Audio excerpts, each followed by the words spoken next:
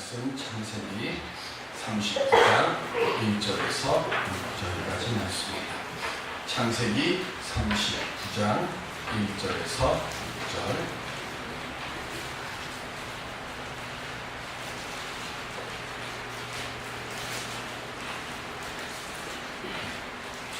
요셉이 이끌려 애굽에 내려가매 바로의 신하 칭대장 애굽 사람 보디발이 그를 그리로 데려간 이스마엘 사람의 손에서 요셉을 산이라. 여호와께서 요셉과 함께 하심으로 그가 장구한 자가 되어 그의 주인 애굽 사람의 집에 있으니 그의 주인이 여호와께서 그와 함께 하심을 보며 또 여호와께서 그의 범사에 형통하게 하심을 보았더라. 요셉이 그의 주인에게 은혜를 더하여 삼기에 그가 요셉을 가정 종으로 삼고 자기의 소유를 다 그의 손에 위탁하니 그가 요셉에게 자기의 집과 그의 모든 소유물을 주관하게 한 때부터 여호와께서 요셉을 위하여 그 애굽 사람의 집에 복을 내리심으로 여호와의 복이 그의 집과 밭에 있는 모든 소유에 미친지라. 주인이 그의 소유를 다 요셉의 손에 의탁하고 자기가 먹는 음식 외에는 간섭하지 아니하였더라. 요셉은 용모가 빼어나고 아름다웠더라. 아멘. 네, 함께 인사하겠습니다. 주의 도우심으로 승리하실 것입니다.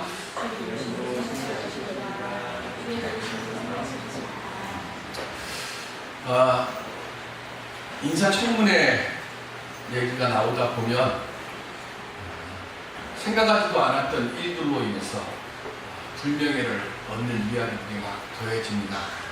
처음에는 그 자리가 영광의 자리인 줄 알고 좋아서 바꾸려고 했는데 지나가다 보니까 이거는 천인 공노할 사람이다라고 하는 손가락질이 받는 그런 일들을 이야기들을 막 듣습니다.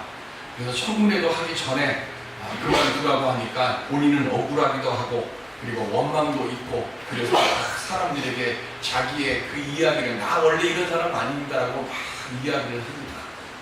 그런데 그렇게 이야기를 해도 사람들이 귀담아 듣지를 않습니다. 이처럼 우리가 삶을 살아가다 보면 나를 주저앉히면 예상하지 못하는 일들이 참 많이 있습니다. 그럼 예수 믿는 사람들은 그런 위기의 때 어떻게 대처를 하고 어떻게 극복을 하고 어떻게 나아가는 그런 일들의 모습을 찾을 수 있을까요?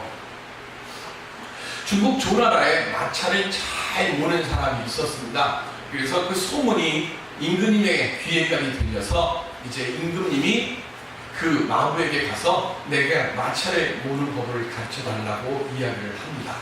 그래서 그 마부가 정말 열심을 다해서 임금님에게 마차 모는 법을 가르쳐 드렸습니다. 높은 자리에 있는 사람들은요, 자기가 모든 걸 다 금세 익히고 다 잘하는 줄로 착각을 해요. 그러니까 적당히 배우고 난 뒤에 임금님이 생각하기는 내가 마부랑 시합을 해도 이길 수 있을 것이다 라고 하는 생각이 들었습니다. 그래서 이제 내가 더 이상 배울 게 없으니까 나하고 경주 한번 하자고 이야기를 합니다. 그래서 마부하고 임금님하고 경주를 시작을 합니다. 누가 이길까요? 묻는 것 자체가 사실 잘못입니다. 당연히 마부가 이겨요. 근데 임금님은 화가 납니다. 이거 말 때문에 그런 거고 마치 때문에 그런 거라고 서로 바꿔보자고 이야기를 합니다. 그리고 바꿔서 경주를 하는데 두 번, 세 번을 해도 역시 여전히 뭐예요? 계속 마부가 이깁니다. 임금님이 화가 났습니다. 화가 나가지고 마부에게 말하기를 너 나한테 제대로 안 가르쳐줬어. 네가 제대로 가르쳐줬다고 하면 네가 모든 기술을 내게 다 알려줬다고 하면 내가 너한테 질 수가 없어. 그리고 화가 퍽. 그때 마부가 임금님에게 이렇게 말을 합니다. 저는 제가 아는 모든 기술을 다 임금님에게 가르쳐 드렸습니다. 다만 시합할 때 저는 한 마음으로 마차를 몰았지만 임금님은 이기고 지는 것만 생각했습니다. 임금님이 저보다 앞서갈 때는 내가 임금님을 앞지를까봐 걱정을 하고 불안해서 말을 제대로 못 몰고 또 제 뒤에서 달릴 때는 내가 질까봐 마음에게 지면은 하는 그 마음이 너무 커서 결국은 마음이 흔들리다 보니까 저에게 질 수밖에 없습니다 라고 대답을 했어요. 내가 아는 것 다 배웠어요. 알아요. 그런데 세상은, 삶은 아는 것으로 되어지는 게 아닙니다. 경주를 하다 보면 돌멩이가 튀어오를 수도 있고요. 생각하지 않았던 굴곡이 생길 수도 있고, 도는데 말이 내 마음을 안 들을 때가 있어요. 그럴 때 어떻게 대처하는가? 이거는 뭘 해? 부딪혀 봐야 합니다. 기술로 되는 게 아닙니다. 생각하지 못했던, 예상하지 못했던 어려움들이나 환란이 오면 그때 그것들은 어떻게 합니까? 때로는 넘어져 보기도 하고, 때로는 깨어져 보기도 하고, 때로는 실패도 해보면서 그곳에서 아, 이럴 때는 이렇게 하는 거구나 하는 지혜를 스스로 터득해야 됩니다. 믿음은 구원을 향하여 나가는 겁니다. 그래서 사도 바울은 지금 이렇게 구원을 향해서 나가는 우리들에게 권면하고 있습니다. 빌립보서 3장 14절 말씀입니다. 시작. 표대를 향하여 그리스도 예수 안에서 하나님이 위에서 부르신 부름의 상을 위하여 달려가노라. 아멘. 하나님 나라를 향해서 가다 보면 때로 흔들릴 때도 있고 조바심이 날 때도 있고 때로는 넘어질 때도 있습니다. 내가 믿음을, 예수 믿으면 천국 간다고, 구원 받는다고 하는 믿음을 가지고 있는데 그 믿음으로 내 삶의 모든 일들을 다 이룰 수 있는 것은 아닙니다. 인생을 살아가다 보면 넘어질 때가 있고 그리고 깨질 때가 있어요. 그러다 보면 내가 가야 할 길을 제대로 보지 못합니다. 내가 있어야 할 때 제대로 있지를 못합니다. 그러다 보니까 믿음의 중심이 흔들리고 내 삶의 모든 모양들이 흔들릴 때가 있습니다. 그때에 오늘 우리는 내 부르심의 상을 기억하고 내가 가야 할 그 표대를 보며 흔들리지 아니하고 그 믿음으로 나아갈 때에 넘어질 때 일어날 수 있고 깨질 때 하나님이 싸매어 주시고 그리고 앞길을 알지 못할 때 하나님께서 우리가 가야 할 길을 환하게 비춰 주시고 보여 주시고 이끌어 주시고 인도하여 주실 줄로 믿습니다. 이 시간 예배를 드리는 오늘 우리들부터 믿음 안에서 기쁨과 소망의 삶을 온전히 누리며 살아갈 수 있는 우리 모두가 되시기를 주님의 이름으로 축원드립니다. 그럼 우리가 어떻게 하면 그 은혜의 삶을 살아갈 수 있을까요? 저는 오늘 요셉의 말씀을 통해서 그 은혜를 함께 살펴보고자 합니다. 아버지의 유별난 사랑을 받으며 요셉이 자랐습니다. 그런데 그가 상상도 하지 못했던 노예가 됐습니다. 바로의 침례장 보디발의 집에 팔려가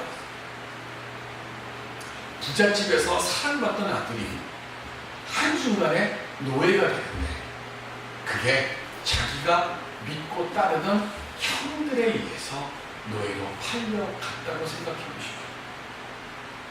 얼마나 큰 충격을 요셉이 받았겠습니까? 그리고 그 마음 속에 형들에 대한 원망의 마음이 넘쳐납니다. 원통하고 분해서 잠도 못 이루고 그리고 노예로 끌려가는 동안 내내 가슴이 터질 것 같은 고통이 있었을 겁니다. 요셉처럼 우리들도 삶을 살아가는 동안 억울하고 분한 일들을 수도 없이 겪으며 살아갑니다. 내가 하지도 않았던 말을 했다고, 내가 만난 적도 없는데 내가 만났다고, 나는 하지도 않았는데 했다고, 그런 일들을 당해서 사방으로 우겨쌈을 당하는 것 같은 그런 아픔과 어려움을 당합니다. 사람들이 찾아가서 나 그런 사람 아닙니다 하고 내 억울함을 토로하고 내 정당성을 말한다고 해서 얼마나 내 억울함이나 노함이 풀립니까?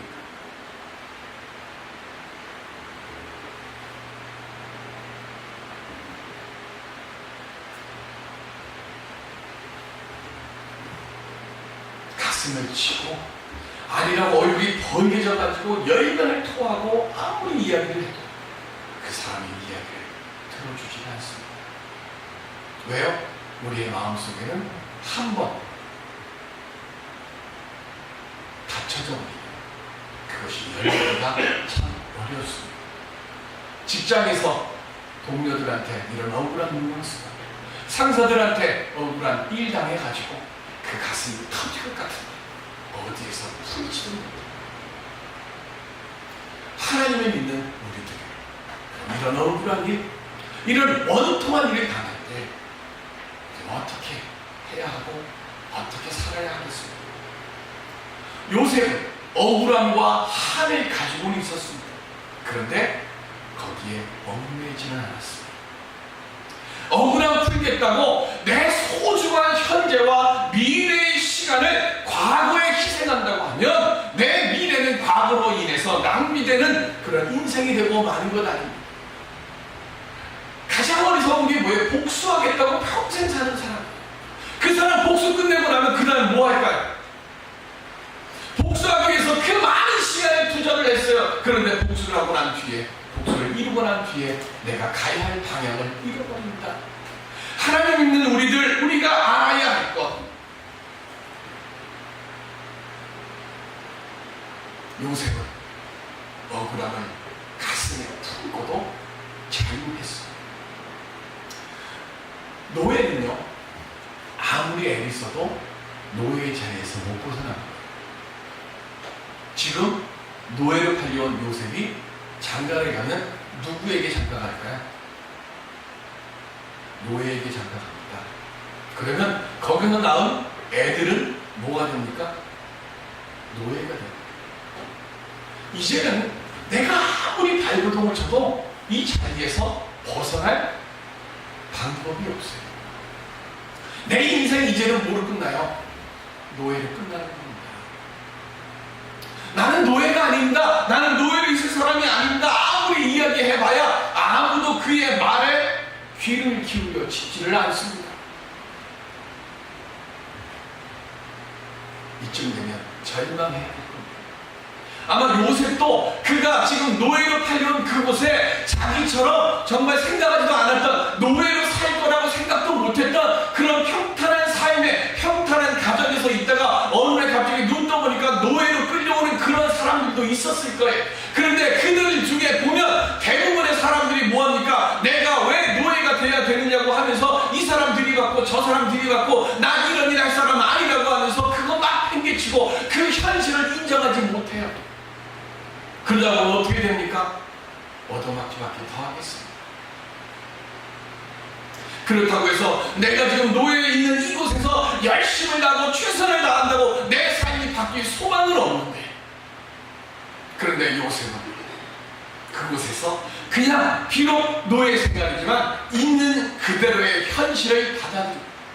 그리고 그곳에서 진지하고 성실하게 삶을 삽니다. 그런데 여기에는 다른 사람들이 가지고 있지 않은 것 하나가 있습니다. 요셉이 어렸을 때 꿈을 꿨습니다. 무슨 꿈을 꿨습니까? 자기가 단을 집을 이렇게 만들었는데 그 쌓은 단에 10개의 단이 인사를 하는 꿈이었습니다. 두 번째는 하늘의 별들과 해와 달이 자기에게 인사를 하는 꿈이었습니다. 요셉이 꿈꾸던 게 아닙니다. 하나님이 요셉에게 주신 것. 요셉은 하나님이 주신 그 꿈을 갖고 벗어날 수도 없고 도망갈 수도 없고 변할 수도 없는 그 노예의 자리에서 그는 그 꿈을 안고 그것을 가지고 지금 하나님의 그 은혜 안에서 소망으로 절망의 상황 속에서도 흔들리지 않고 자기의 일을 성실하게 했습니다. 근데 요셉을 통해서 우리가 알아야 할 것은, 하나님께서 우리에게 주시고자 하시는 것은 성실한 자, 반드시 하나님께서 기억하시고 하나님께서 그 성실함에 답을 주신다는 사실입니다. 노예 속에서 아무리 애써봐야 뭐 변하겠어. 그런데 요셉은 그 노예된 삶에서 최선을 다합니다. 하나님께서 그런데 그 노예 자리에서 최선을 다하는 요셉에게 임마누엘의 복으로 함께 하십니다. 임마누엘이 뭡니까? 하나님이 나와 함께 하신다. 하나님이 나와 함께 해도 요셉은 노예입니다. 노예라고 하는 현실은 변하지는 않습니다. 그런데 하나님이 그 노예라고 하는 현실 속에 임마누엘의 역사로 함께 하시고 그에게 또 한 가지 주시는 선물이 있어요. 그게 뭡니까? 오늘 본문 2절에 보면 여호와께서 요셉과 함께 하심으로 그가 형통한 자가 되어버렸어요. 그리고 3절에도 보면 그의 주인이 여호와께서 그와 함께 하심을 보며 또 여호와께서 그의 범사에 형통하게 하심을 보았더라고 했어요. 그런데 이 똑같은 형통이라고 하는 시구리어를 다른 곳에서 사용하고 있어요.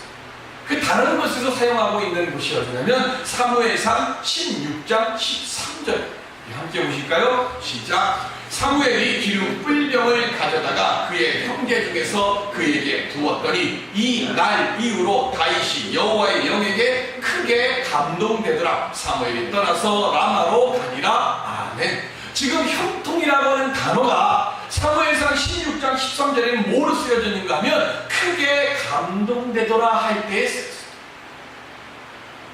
자, 하나님이 요셉에게 함께해서 그의 삶을 형통하게 하였어요. 그런데 형통하게 함의 그 뜻이 뭔가? 그게 사무엘 16장 13절에 뭐라고 써요? 하나님의 영으로 성령으로 뭘 하게 돼요? 감동하게 하더라. 요셉이 노예라고 하는 삶의 환경에서는 변하지 않고 그대로 있는데 그 삶에서 다윗도 목동을 치는 목자를 양을 치는 목동이요 목자의 자리에 다윗 그대로 있어요.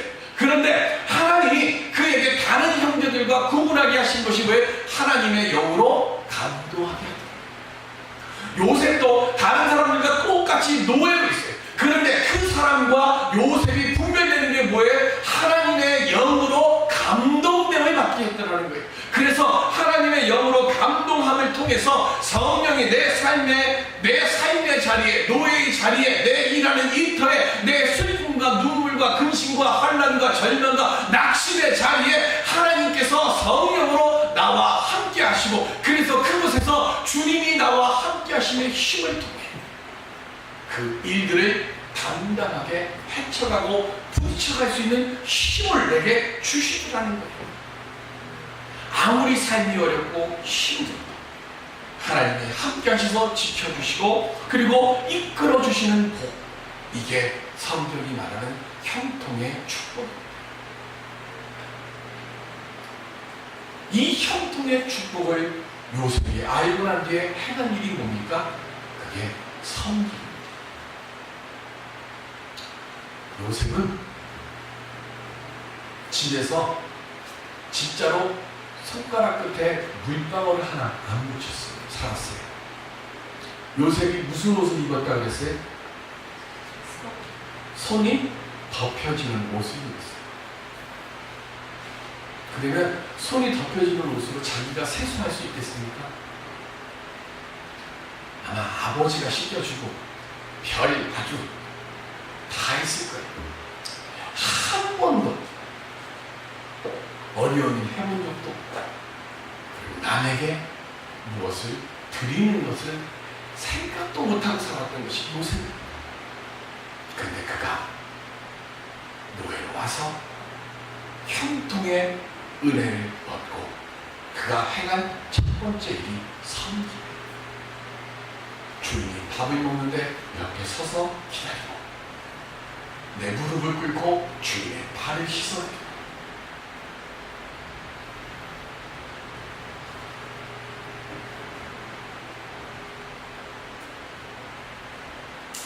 주어진 그 현실을 인정하고 진심으로 최선을 다해서 주인을 위해 그가 섬겼습니다. 우리가 알아야 될 것은 하나님의 복은 어느 날 갑자기 하늘에서 뚝 하고 떨어지는 것이 아니라는 거예요. 요셉은 비록 힘들고 어려워도 그 상황에서 믿는 자로서 최선을 다했기 때문에 그에게 형통 형통의 복이 주어진 줄로 믿습니다. 그 복은 그런데 우리가 알아야 해요. 요셉만 아는 형통의 복이 아니에요. 나 은혜 받았다고요. 내가 말하지 않아도 내가 은혜 받았으면 주변의 사람들이 알아봅니다. 그게 오늘 본문에 나오잖아요. 39장 4절에 보면 요셉이 그의 주인에게 은혜를 입어 섬기네 했어요. 그가 요셉을 가정 총무로 삼고, 그리고 5절에 보면 그가 요셉에게 자기의 집과 그의 모든 소유물을 주관하게 한 때부터 여호와께서 요셉을 위하여 그 애굽 사람의 집에 뭘 했어요? 복을 내리십니다. 3절에 주인이 여호와께서 요셉과 함께하는 것을 봤어요. 그죠? 요셉이 나 은혜 받았습니다 얘기 안 했어요. 보디발이, 하나님을 모르는 이방인 보디발이 요셉을 보고 야 쟤에게 하나님이 함께 하시는구나, 쟤는 다른 사람하고 다르구나 하는 것을 보디발에게 보게 하셨고, 그래서 그의 범사에 형통케 하심을 보았어요. 오늘 내가 은혜 얻었습니까? 그러면 내 입으로 나 은혜 받았다고 말하지 마세요. 내가 은혜 받은 자의 삶을 나는 그냥 살아가면 지금 모르더라도 언젠가는 저 사람이 하나님의 은혜 받은 사람이구나 하는 걸로 인정하도록 하나님께서 내게 그렇게 지켜주시고 이끌어주세요.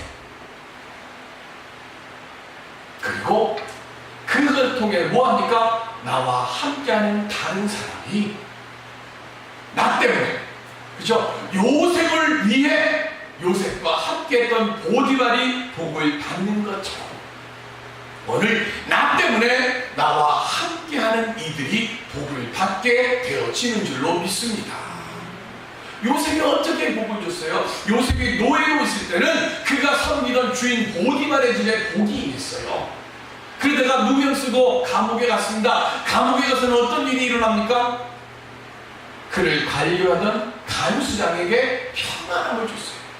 그래서 그에게 역시 마찬가지로 모든 걸 다 맡깁니다. 또한 술 맡은 관원장에게는 어떻게 됩니까? 복귀하실 수 있습니다라고 하는 희망의 메시지를 주고 결국 그가 복귀가 됐잖아요. 그리고 감옥에서 풀려나서 총리가 됐습니다. 이제는 누구를 더 복되게 합니까? 자기의 주인 바로 복되게 합니다. 그리고 그것에서 끝나는 게 아니라 그 땅에 있는 모든 백성들이 7년, 10년 동안 굶어 죽지 않게 하고, 그리고 그것을 넘어서 그 주변에 있는 나라들에게 먹을 수 있는 양식도 주고, 그 일로 인해서 누구를 만납니까? 20여 년이 지난 뒤에 형제들을 만나고 아버지 야곱을 만나고, 그리고 노예로 팔려올 때는 생각지도 않았던 자기 막둥이 베냐민 동생도 만나는 은혜를 얻지 않습니다. 우리가 농사를 질 때 모판에다가 뭘 뿌립니까? 벽실을 뿌리죠. 그 벽실을 모판에다가 뿌리고 난 뒤에 그게 이렇게 처음부터 논에 나가서 하는 게 아니라, 그죠? 모판에다가 놓고 벽실을 뿌려요. 그러다가 그 벽시가 어느 정도 자라고 나면 그걸 들고 나가서 논에 가서 모심기를 합니다. 하나님의 형통의 복을 얻을 사람은요, 고난이라고 하는 모판 안에 들어갑니다. 그리고 뭐합니까? 내 믿음의 벽실을 그 안에 씌우습니다. 그리고 그곳에서 하나님의 은혜에 함께 하시고 복으로 고난의 모판에서 견디어가서 뿌리를 내리고 싹을 틔우고. 요셉은 처음부터 형통의 사람이 아니었어요.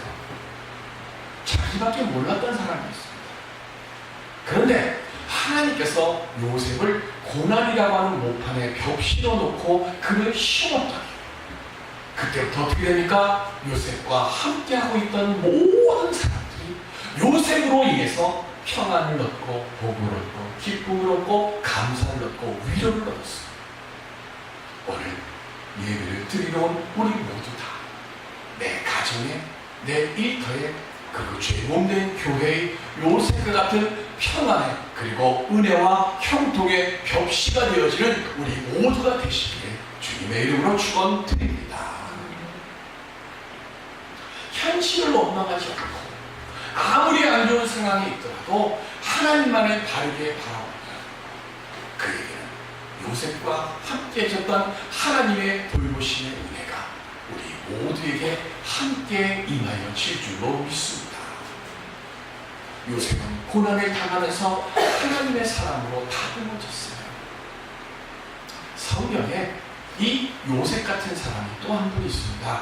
우리 성경을 보실까요? 하박국서 1장 2절입니다. 시작. 여호와여, 내가 부르짖어도 주께서 듣지 아니하시니 어느 때까지이까 내가 강포로 말미암아 외쳐도 주께서 구원하지 아니하시나이다. 아멘.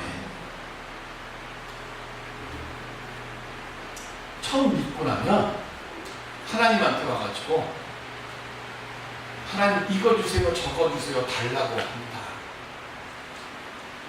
그리고 때로는 하나님을 설득해서라도 내가 하나님으로부터 복을 받아야 될 이유를 가지가지 조목조목 되면서 하나님한테 설득을 해요.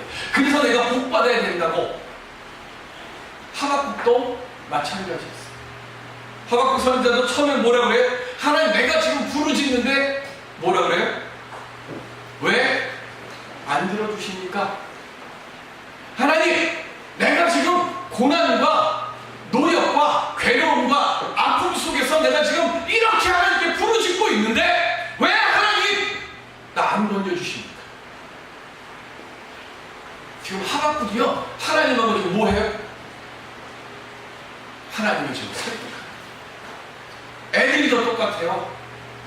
애들도 지 먹고 싶은 거 있으면 먹지 말라 그래도 먹지만 먹고 싶은 거 없을 때 먹기 싫은 거 먹으라고 하면 어떻게 합니까? 나 이거 안 먹는데, 나 이거 싫은데 하면서 엄마를 설득하려고 하죠. 그러다가 조금 잘하면 절대로 자기가 먼저 해초리 들리지 않는 잘못했습니다 얘기 안 하던 애들이 어느 순간 저녁 때 잠자려고 하는데 방문을 똑똑 두드리고 찾아오든지 아니면 밥을 먹는데 하든지 잠시 전에 생각하지 않았던 시간에 와가지고 엄마 아까 잘못했습니다 얘기를 하면 애가 큰 거예요. 영감이 잘못했습니다 많이 하죠. 그럼 다 큰 거예요. 생각보다 뭐예요? 어른이 되어지다 보면 옛날엔 내 얘기만 하다가 어느 순간 뭐예요? 한 번쯤, 두 번쯤 부모님의 마음을 헤아리기 시작합니다.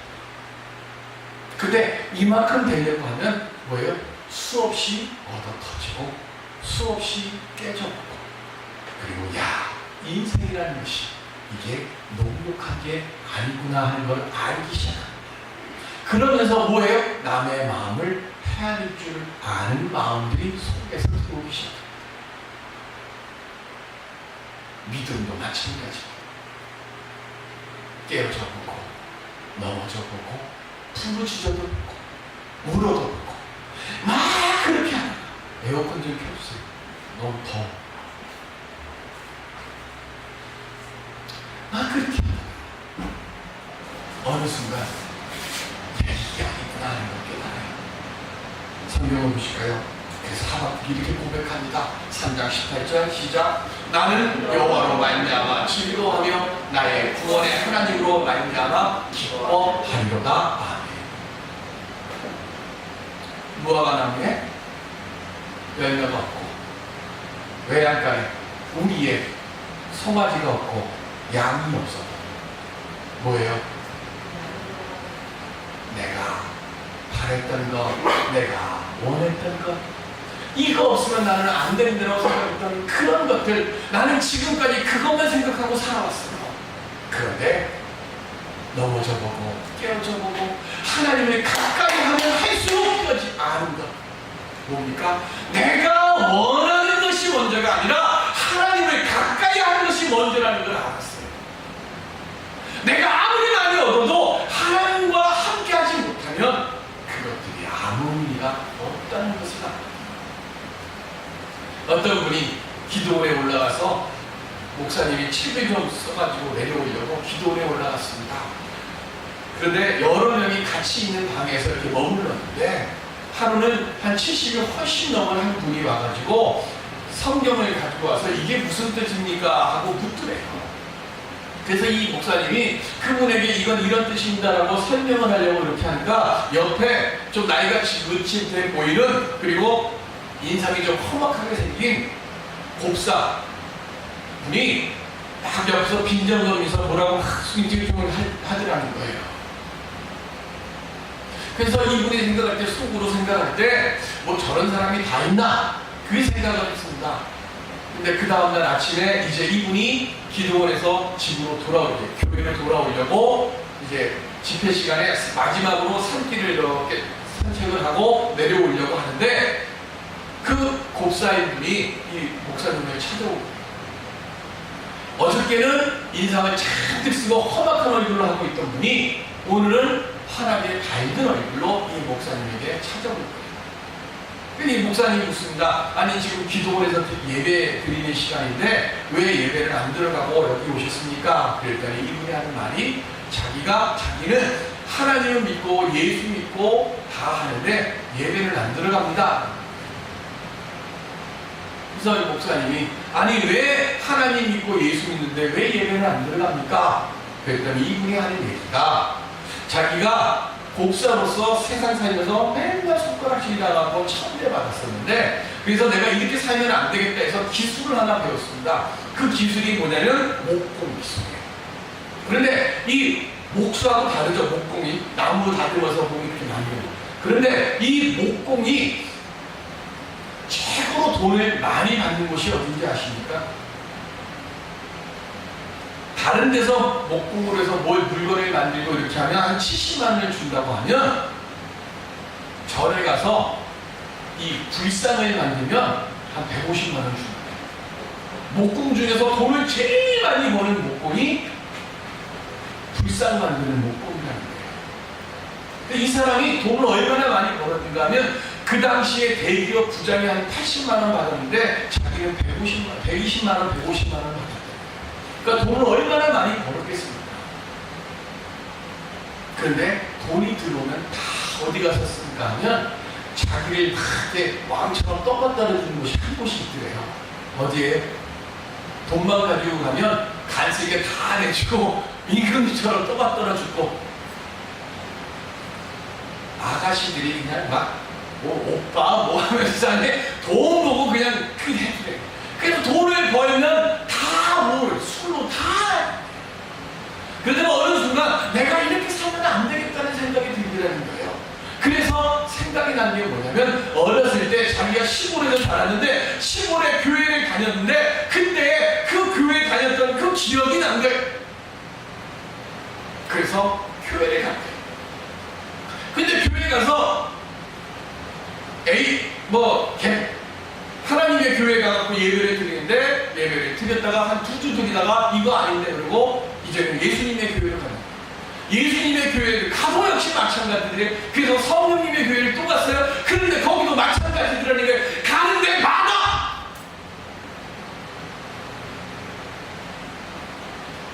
모든 목사님들의 설교가 하나님 믿으면 복받고 돈 벌고 건강하게 되고 하나님한테 헌금 많이 하면 출세하고 다 그러더라고요. 이분의 교회를 찾아왔던 일, 어렸을 때 제대로 못 배웠던 시골 주일학교 선생님, 예수 믿으면 천국 가요. 우리 곱사 친구 너도 천국 가. 그러니까 예수 잘 믿어. 이분은 그 말을 어렸을 때 어렴풋하게 기억하고 가장 지치고 가장 넘어졌을 때 그 말로 위로를 받고 교회를 왔고 예수님을 얻고 하나님을 얻고 복만 있더라.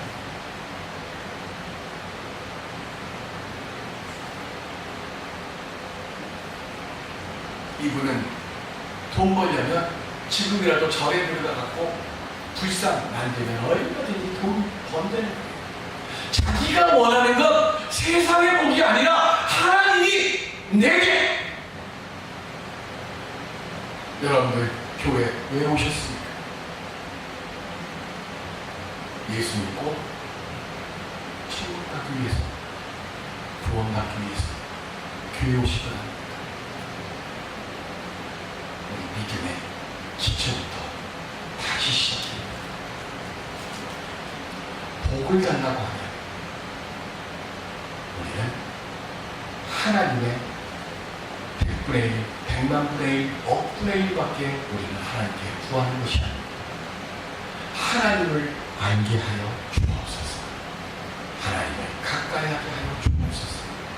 내가 힘들고 지치고 낭만되고 절망했을 때 그때 요셉과 함께 하셨던 그 하나님, 그 하나님이 나와 함께 하실 때 지금 당하는 고난, 지금 당하는 억울함, 지금 당하는 아픔, 지금 당하고 있는 낙심, 절망, 우리 모두 다 주 안에서 넉넉히 이기게 될 줄로 믿습니다.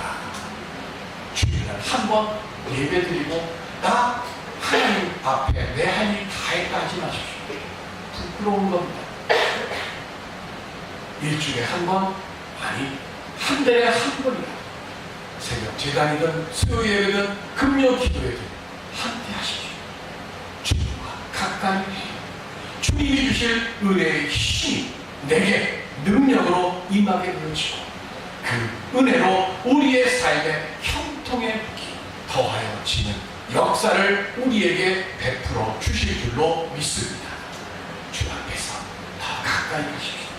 그리고 하나님을 바로 아십시오.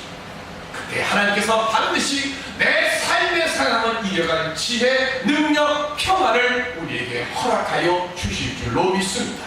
이 시간 요셉의 형통의 복을 얻을 수 있는 우리 모두가 되시기를 주님의 이름으로 축원드립니다. 기도합니다.